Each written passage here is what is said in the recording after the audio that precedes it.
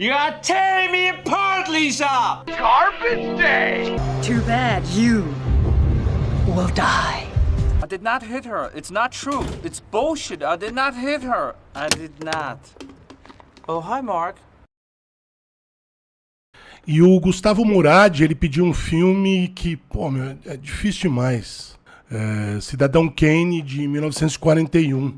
E é difícil demais de fazer um review desse filme em particular, porque pessoas muito mais competentes do que eu já falaram e falaram muito sobre esse filme.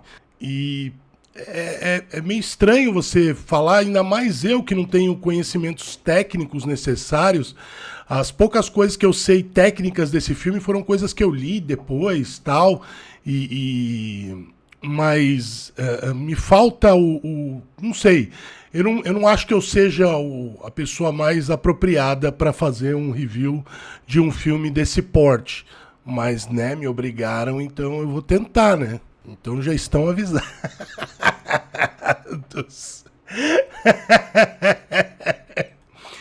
Se a gente parar para imaginar que o Orson Welles ele tinha 25 anos quando ele fez esse filme e aos 25 anos ele atingiu um patamar que ele nunca mais atingiu posteriormente, né? Ele viveu à sombra dele mesmo. Isso deve ser terrível, né?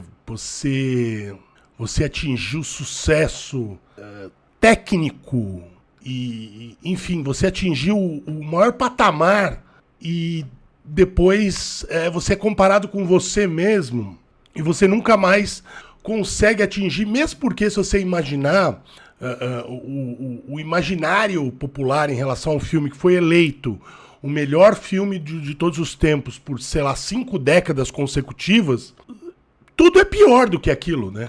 Se aquele é o melhor filme já feito, tudo que você fizer depois vai ser pior do que aquilo.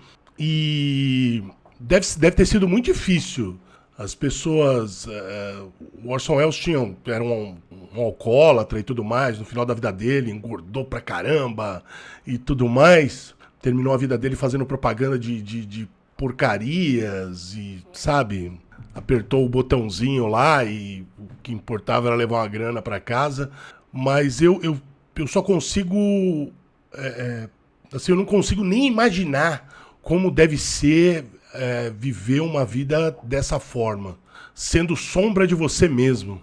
Porque se você é sombra de, sei lá, um pai famoso, uma mãe famosa, você é um filho de um esportista famoso, e aí você... entra no mesmo esporte, você viver à sombra, ok, você ainda pode, em teoria, jogar a sua frustração e a sua raiva pra cima dessa figura que foi tão boa que você não consegue chegar próximo. No caso dele, ele vai colocar a culpa em quem? Nele mesmo.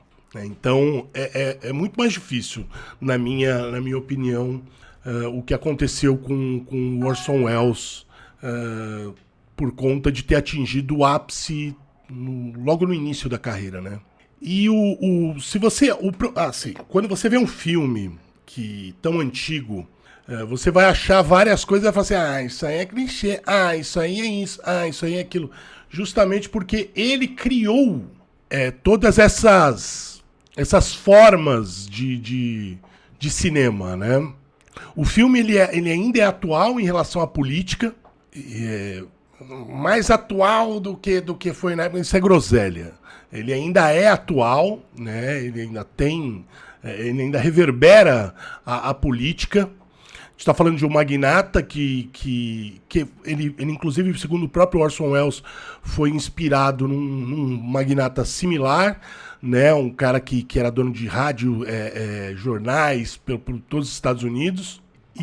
Então é um filme que ainda é muito atual. E as qualidades técnicas dele não tem o que falar. Ele inventou coisas. É absurdo. É absurdo o que o Orson Welles fez. E se você para imaginar, com 25 anos de idade, foi o primeiro filme dele. Ele tinha atuado em rádio e em teatro. É impressionante.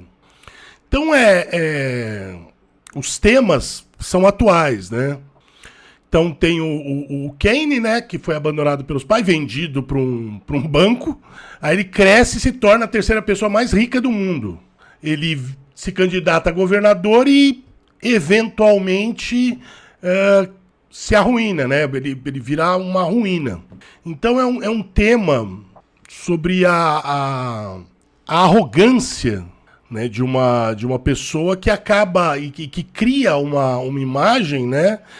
E acaba sendo engolido por essa própria imagem que foi criada, né? O cara cria um personagem e simplesmente não sai mais daquele personagem. A gente vê isso muito, demais. No YouTube, então, nossa senhora, cria um personagem e aí quando você vê, a pessoa virou o personagem que ela criou.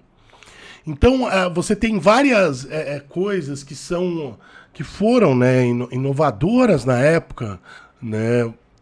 Tem uma questão, eu não vou lembrar o nome do tipo de foco que é. Até aquele momento, parece que isso tinha sido usado uma vez antes, num filme anterior, e o Orson Welles contratou esse cara, esse diretor de fotografia, justamente por isso. Ele que inventou essa técnica de ter pessoas em posições diferentes, né, em distâncias diferentes, e as duas permanecerem em foco. Isso não existia. Então, no Cidadão Kane, você vê, tem pessoas em diversas partes ali da cena e todas elas estão em foco. Como ele faz, eu tecnicamente não sei explicar. Mas é muito legal. Tem uma cena em particular que ele vai... que ele brinca com... que ele trabalha com perspectiva forçada, né? E isso a forma como ela foi filmada tem a ver com a história. Ele está explicando com imagens toda a sensação e o público nem que subliminarmente capta isso. Então, depois que ele assina lá os papéis lá, ele vai sentido ao fundo da cena, né? E na cena tem uma janela que parece uma janela normal. E aí ele vai andando, e aí, por conta dessa perspectiva forçada, você percebe que a janela está mais longe do que a gente percebia, e ela era maior do que a gente pensava. E aí ele senta embaixo da janela, encolhido e pequeno na cena. E aí, à medida que ele volta... né, à medida que ele volta em direção à câmera, ele vai crescendo de novo. Então isso é uma das coisas incríveis feitas pelo Orson Welles. Tem uma cena que ele está num anfiteatro lá, e você vê várias pessoas aplaudindo. Na verdade, não tinham pessoas lá. Eram algumas pessoas na frente e atrás eram sei lá, um papel, um pano, madeira pintada de preto e com pequenos furos. E aí eles ficavam jogando luz ali atrás para dar a impressão que eram pessoas. Foi um truque que ele usou para fingir que tinham, sei lá, milhares de pessoas no lugar e tinham 10 pessoas, sabe? Esse tipo de coisa, esse tipo de inventividade é absurdo, cara. É muito bom. É muito bom mesmo. E uma coisa que também o Cidadão Kane foi o primeiro, ele foi o primeiro filme que quem assiste decide tem a sua interpretação de como, em relação ao Kane, tudo o que aconteceu com ele.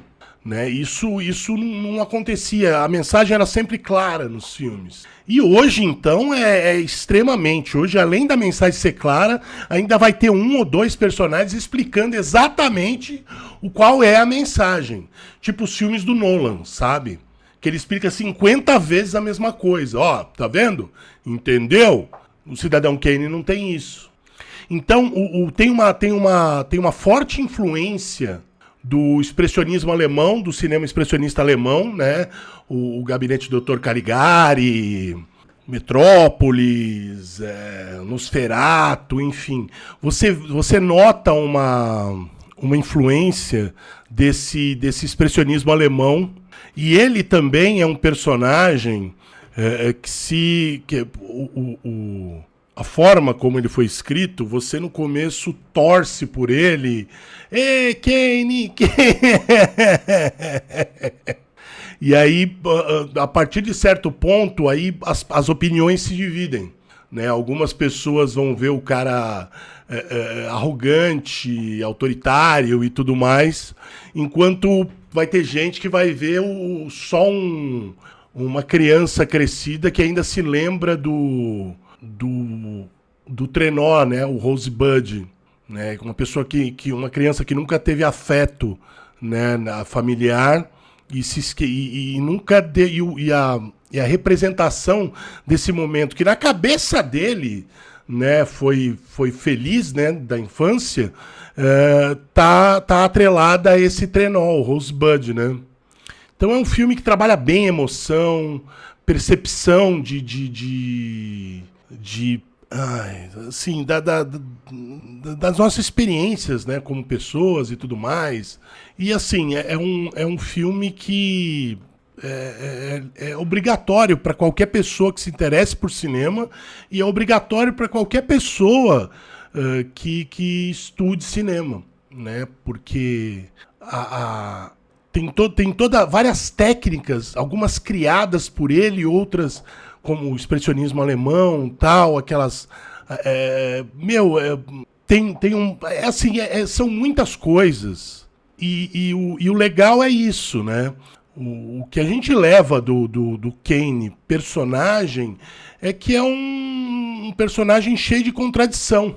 E as pessoas são assim, cheias de contradição.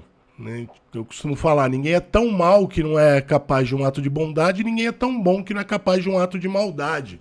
Então essa dicotomia, esse preto e branco tal, não existe, só existe na cabeça de algumas pessoas.